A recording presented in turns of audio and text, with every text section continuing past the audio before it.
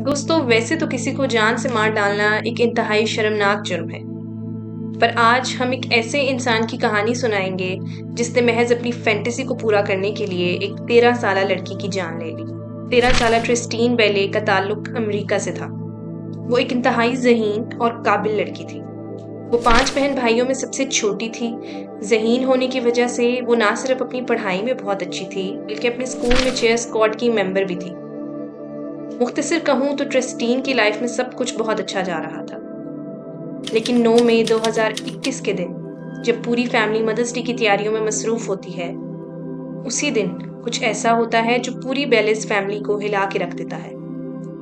9 मई की सुबह 9 बजे ट्रिस्टीन की बड़ी बहन उसे जगाने उसके कमरे में जाती है और वो देखती है ट्रिस्टीन अपने कमरे में नहीं है।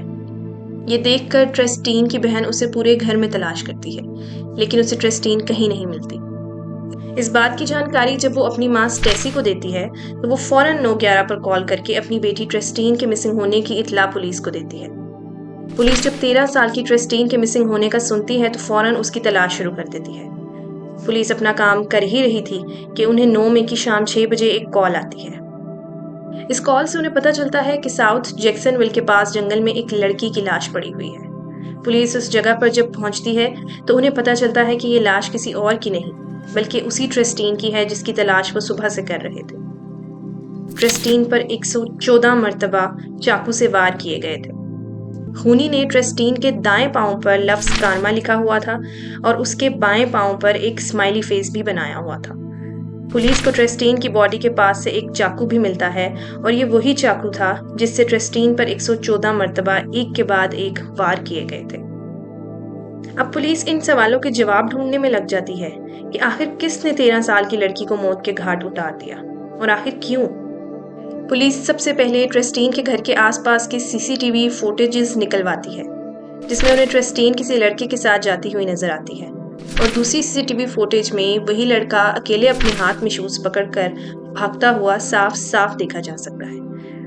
पुलिस जब उस लड़के के बारे में मालूमात इकट्ठी करती है तो उन्हें पता चलता है कि वो लड़का ट्रिस्टीन का क्लासमेट एडन फ्यूची है। इसके बाद पुलिस फ्यूची को जब इन्वेस्टिगेशन के लिए अपने साथ पुलिस स्टेशन लेके जा रही होती है, उसी दौरान फ्यूची अपने मोबाइल से अपनी कुछ फोटोज और वीडियो स्नैपचैट पे अपलोड करता है और लिखता है कि क्या हाल ही में किसी ने ट्रिस्टीन को देखा है।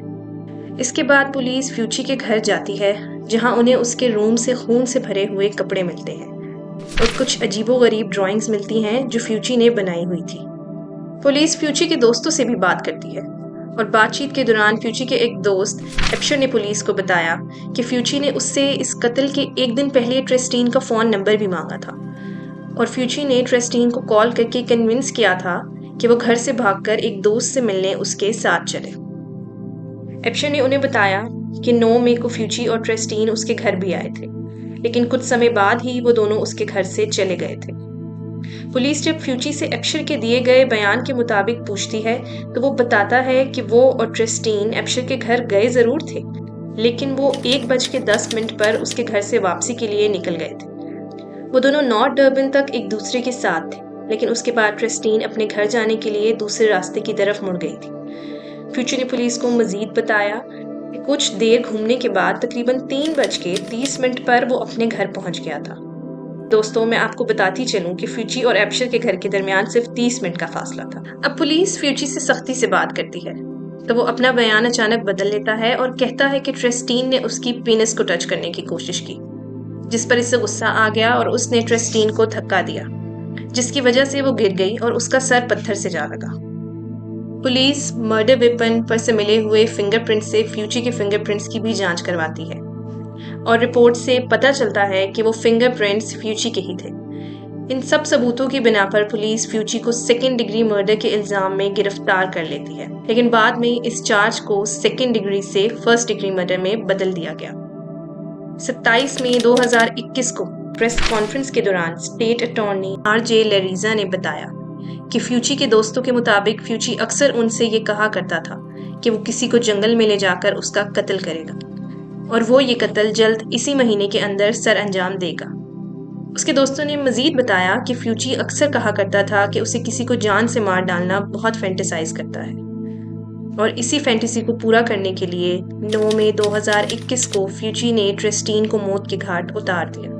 इन सब सबूतों और दलीलों के बाद फ्यूची को डुअल कंट्री जेल भेज दिया जाता है और फ्यूची की मां को फ्यूची की जीन्स पर लगे खून को साफ करने और सबूतों के साथ छेड़छाड़ करने के जुर्म में गिरफ्तार कर लिया जाता है। उन्हें 5 साल कैद की सजा सुनाई जाती है, लेकिन बाद में उन्हें 30 दिन की कैद के बाद जेल से रिहा कर दिया जाता है।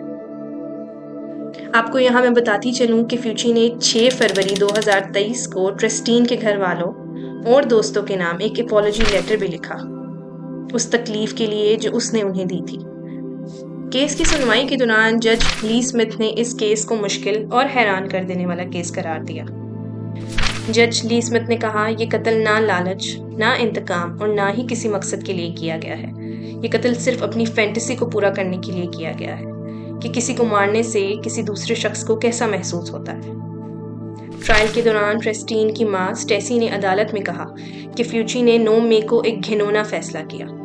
उसने वो जिंदगी ले ली जो वो दुनिया में लेकर आई थी। स्टेसी ने अदालत से दरख्वास्त की कि फ्यूची को किसी सूरत भी रिहा न किया जाए। इस पूरे ट्रायल के बाद 24 मार्च 2023 को अदालत फ्यूची को 40 साल कैद की सजा सुनाती है और ये भी फैसला करती है कि 25 साल तक वो अदालत के इस फैसले को चैलेंज नहीं कर सकेगा।